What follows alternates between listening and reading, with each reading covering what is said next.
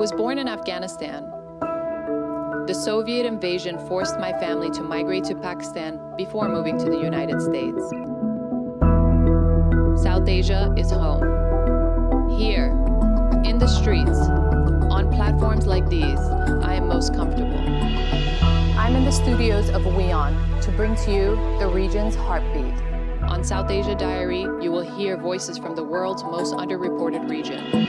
We will talk culture, we will talk politics, we will talk creative innovations. This is South Asia, home to 1.9 billion people. And this is South Asia Diary with me, Mariam Wardak. On WION, World is One.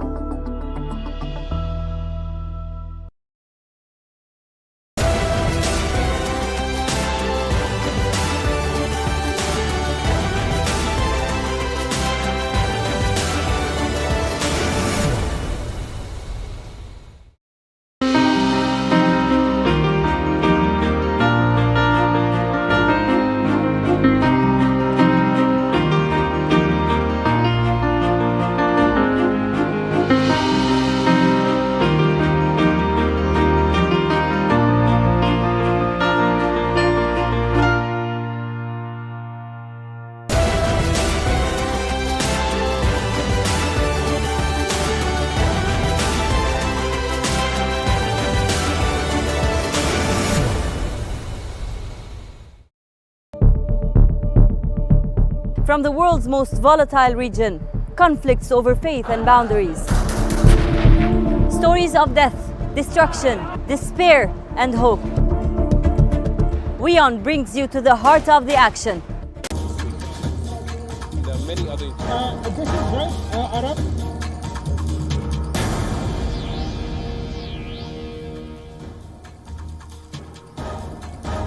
Hello there, I'm Nick Harper and this is WION Live Broadcast from Washington DC. Lots coming up, we'll start with the headlines.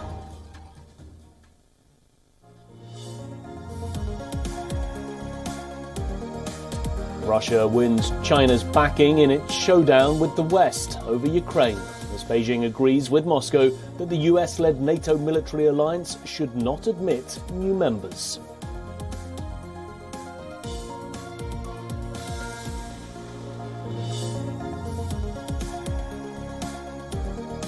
German Chancellor Olaf Scholz will visit Kyiv and Moscow on February the 14th and 15th to discuss the crisis on the Ukraine-Russian border as tensions soar between Russia and the West.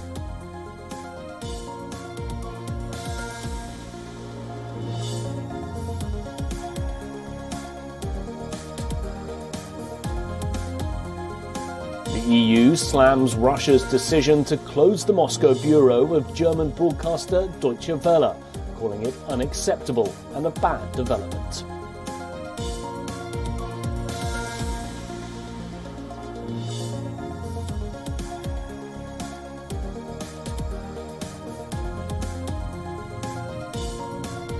Hundreds of protesters from China's Uyghur Muslim ethnic group demonstrated in Istanbul, calling for a boycott of the Beijing Winter Olympics over China's treatment of their minority.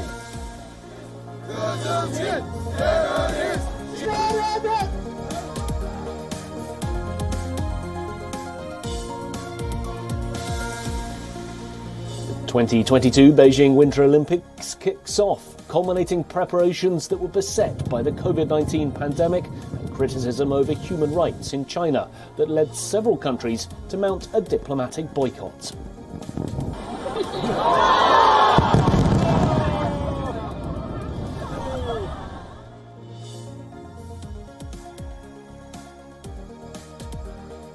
More than 100 million people across at least 25 US states were under winter weather alerts as heavy snow and ice makes travel treacherous, knocking out power to thousands and closing schools in several states.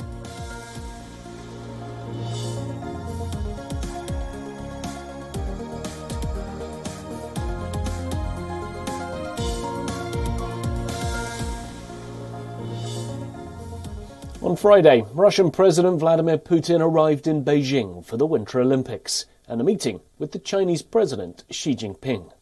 This is Putin's first overseas visit of the year and President Xi's first face-to-face meeting with a world leader in nearly 2 years. Putin hailed Russia's close ties with China, describing it as an example of a dignified friendship in the face of deepening criticism with the West. Касается наших двусторонних отношений, то они развиваются действительно поступательно. As for our bilateral relations, they are developing in a progressive way with a spirit of friendship and strategic partnership. They have indeed become unprecedented. It's an example of dignified relations who help to mutually develop and support mutual development.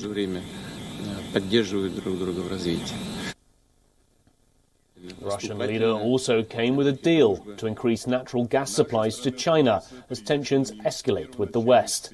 For years, Moscow has been strengthening its ties with China, the world's top energy consumer.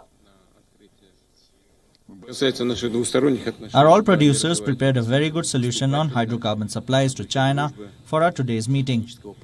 And we made another step forward in the gas sector. I mean the new deal to supply China with 10 billion cubic meters of natural gas from the Far East. Russia and China called in a joint statement for NATO, asking the military alliance halt its expansion. Meanwhile, Moscow said it fully supports Beijing's stance on Taiwan, opposing Taiwanese independence in any form. The two world leaders joined forces in criticizing what they said was a negative US influence, both in Europe and in the Indo-Pacific. Currently, Russia and China enjoy the best relations the two countries have seen since the 1950s. The two neighbours share a long border. Most of their bilateral relationship is focused largely on trade. For Russia, China is a top trading partner, a key source of investment in its energy projects. Meanwhile, Moscow is the biggest supplier of weapons to China and also the second largest source of its oil imports. The two leaders have been strengthening ties on other fronts as well. Both Moscow and Beijing have had similar foreign policy approaches. The leaders even share a great personal rapport. Since 2013, the two have met over 30 times, with Xi Jinping calling Putin his best friend. With growing animosity with the West, it looks like Russia and China are moving closer to each other every day. For now, the two leaders are putting up a united front. But how this equation will evolve, only time can tell. Well, our correspondent Patrick Falk has sent us this report from Beijing. Moscow and Beijing have been getting closer and closer together.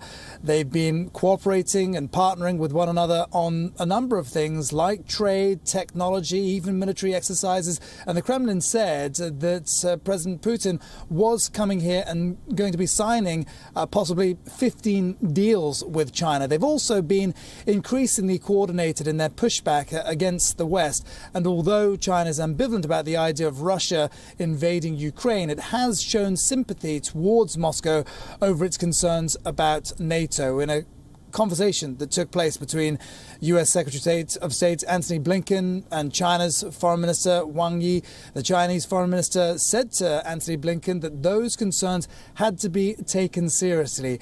At the same time, though, this is an incredibly important event for China, and many analysts have said that the last thing China would want is for something like Russia invading Ukraine overshadowing the Winter Olympic Games. The much talked about Winter Olympics have begun in the Chinese capital. Demonstrations, though, were held in various parts of the globe, calling on people to boycott the Games. In San Francisco, a coalition of groups, including people from Hong Kong, Tibet and Uyghurs, gathered at the Golden Gate Bridge and urged people not to watch the Games. Similar protests were also held in Los Angeles. The United States is leading a diplomatic boycott of the Olympic Games, with China's human rights violations, especially against the Uyghur minorities in the region of Xinjiang. The West has accused China of committing crimes against humanity in Xinjiang, an accusation that China denies.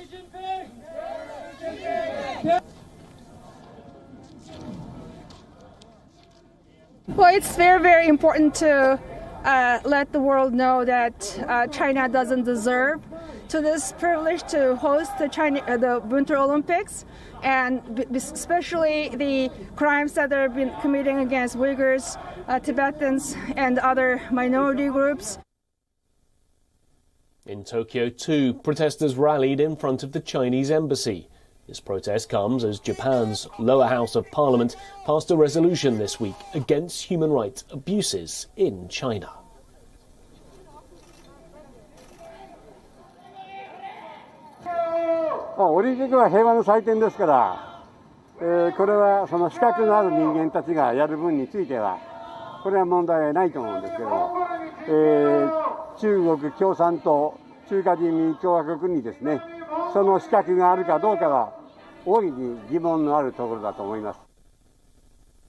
On Thursday, around 500 Tibetans also marched outside the International Olympic Committee headquarters. They demanded freedom for their region, dragging the Chinese flag behind them. The demonstrators protested against Beijing hosting the Games, holding signs that read "Save Tibet" and "No more bloody games." The protesters urged people not to watch the events. That's why we are today here to urge the international community not to participate, even if you participate, and to urge the athletics to not to accept the what we call a bloodshed medal. The leader of the Islamic State has been killed in a counter-terrorism operation carried out by the United States in northwestern Syria. Abu Ibrahim al-Hashimi al-Qurashi, the leader of ISIS, set off a blast killing himself and his family as special forces rounded on his hideout after a gunfight. US President Joe Biden disclosed the killing of the terrorist on Thursday, hailing it a big win for American troops.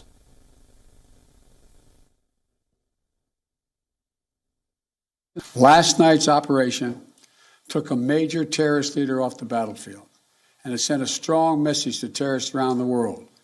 We will come after you and find you.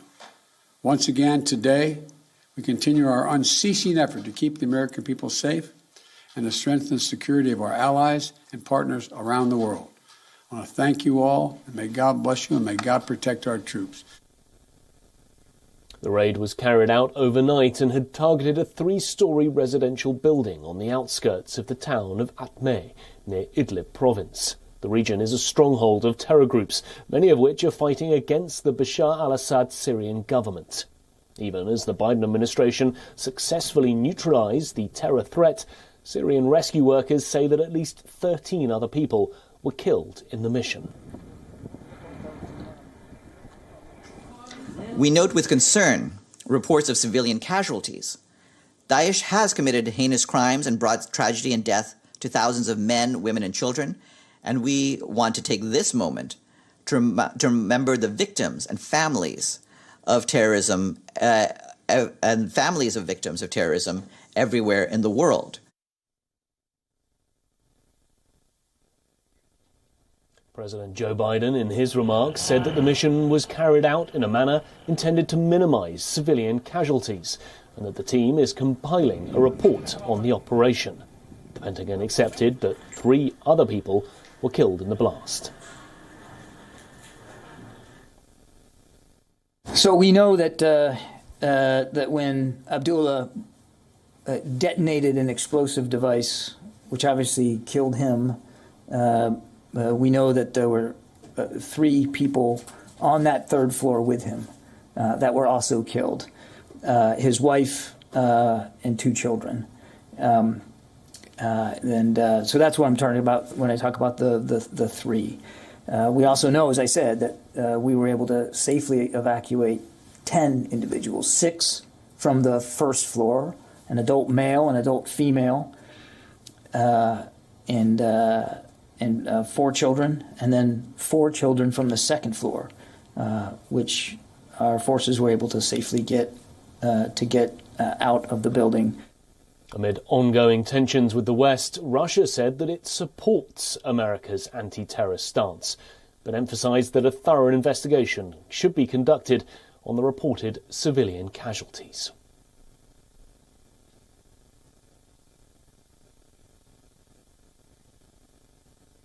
The killing of the ISIS chief reminded the world of similar military operations that the US has carried out against the world's biggest terrorist leaders. Pre-dawn strikes were carried out in 2011 and 2019 as well. One targeted the al-Qaeda chief, Osama bin Laden, while the other neutralized ISIS's first leader, Abu Bakr al-Baghdadi. An image of the American president sitting in the White House Situation Room is synonymous with the last two presidencies. And Joe Biden has followed suit. On Thursday, American troops neutralized the current leader of the ISIS, Abu Ibrahim al-Hashmi al-Qureshi, in a risky pre-dawn raid carried out by the United States Special Operation Forces. Last night's operation took a major terrorist leader off the battlefield, and it sent a strong message to terrorists around the world. We will come after you and find you. Once again, today, we continue our unceasing effort to keep the American people safe and to strengthen the security of our allies and partners around the world. The lights-out attack on the leader of the world's most dreaded terror group was carried out after months of secret planning, a reminder of the deaths of al-Qaeda chief Osama bin Laden and ISIS's first chief Abu Bakr al-Baghdadi. Similar scenes unfolded in 2019 when Donald Trump was in power. American forces killed Baghdadi, the chief of the Islamic State. Baghdadi, just like his successor, killed himself when the US SEALs cornered his hideout. The ISIS chief detonated a suicide vest, killing his wife and children. The US president back then announced the death of the terror chief, who, in Trump's words, died wailing like a dog. Last night, the United States brought the world's #1 terrorist leader to justice. Abu Bakr al-Baghdadi is dead. He was the founder and leader of ISIS, the most ruthless and violent terror organization anywhere in the world. Again, in both the operations, the US chopper crashed. US forces in Syria were forced to blow up the MH-60 chopper during the ISIS raid because of mechanical issues. The Pentagon denies that it crashed or was shot down and had to be destroyed rather than left behind. The situation is similar to the 2011 raid in Abbottabad, Pakistan, that resulted in the death of Laden. Navy SEALs then had to blow up a Black Hawk helicopter used by US forces. The United States war on terror began 2 decades ago after the deadly September 11 attacks, in the aftermath of which America invaded Afghanistan. It sent its forces to the Middle East, but it was only 10 years after the 9/11 attacks that the perpetrator of the biggest American terror attack, the chief of the al-Qaeda, Osama bin Laden, was gunned to death in a special SEAL operation in Abbottabad, Pakistan. Tonight, I can report to the American people and to the world that the United States has conducted an operation that killed Osama bin Laden, the leader of al-Qaeda, and a terrorist who's responsible for the murder of thousands of innocent men, women, and children. A decade has passed since the al-Qaeda leader was killed by US forces, but still, his death continues to haunt Pakistan.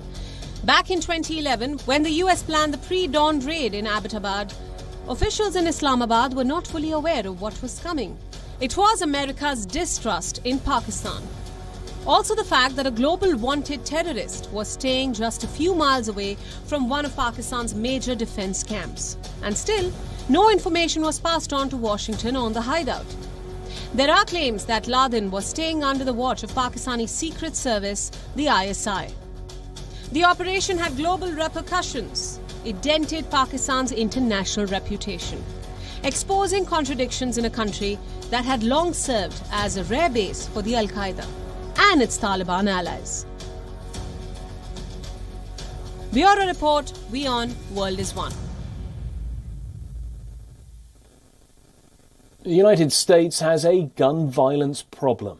Mass shootings have dominated the headlines, conversations, and political debate around America's gun violence problem for decades. But very little has been done about it. According to the Gun Violence Archive, there have been 147 incidents of mass shootings since the beginning of this year. Well, our correspondent Susan Tarani sent us this ground report as President Joe Biden travelled to New York City to address this problem.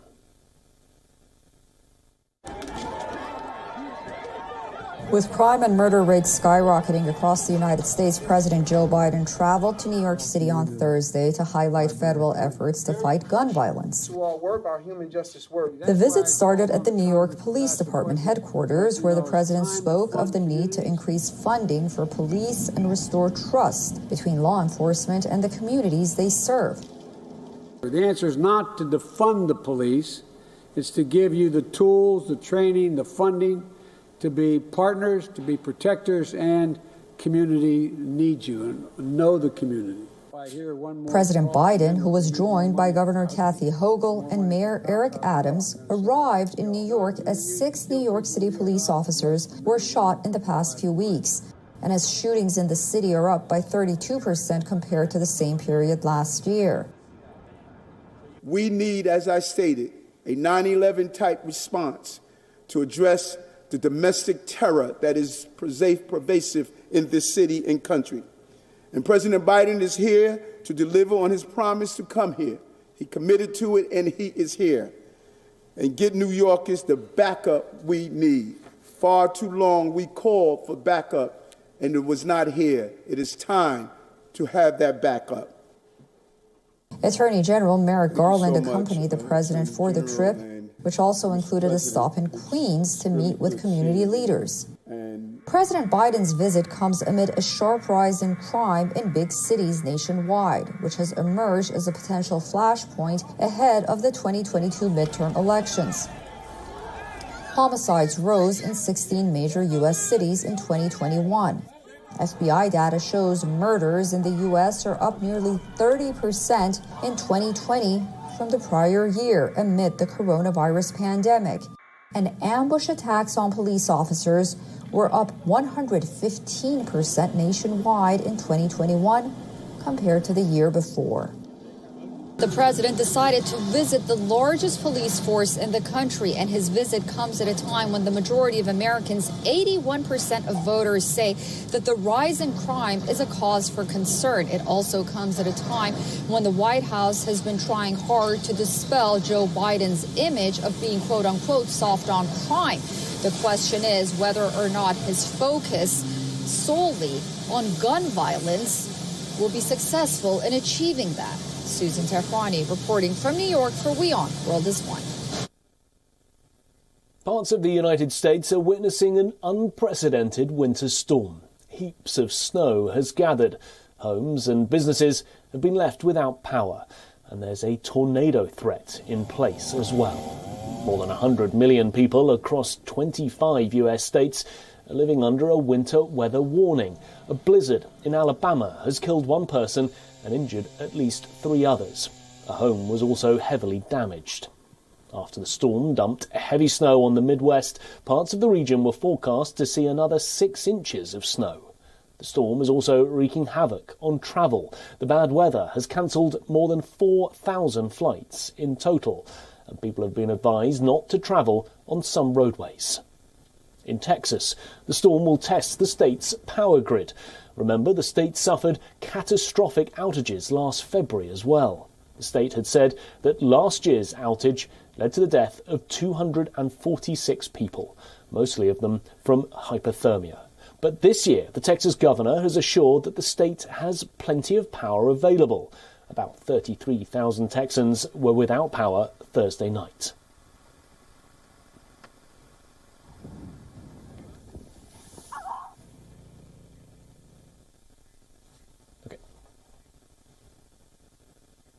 Well, that's all we've got time for today. I'm Nick Harper in Washington, D.C. Thanks for watching.